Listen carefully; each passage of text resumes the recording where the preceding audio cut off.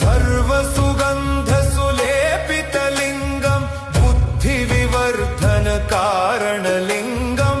सिद्धसुरासुरवन्दितलिङ्गं तत्प्रणमामि सदा शिवलिङ्गम्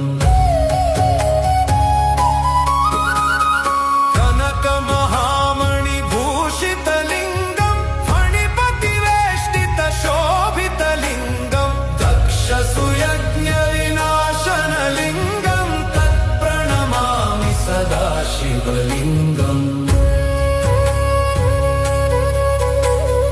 कुङ्कुमचन्दनलेपितलिङ्गं पङ्कजहारसुशोभितलिङ्गं सञ्चितपापविनाशनलिङ्गं तत्प्रणमामि दशनं बिल्वपत्रस्य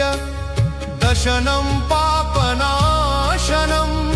अघोरपापसंहारम् एकबिल्वं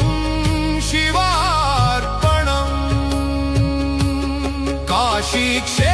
काशीक्षेत्रनिवासं च कालभैरवदर्शनम् प्रयागमाधवं दृष्ट्वा एकबिल्वम्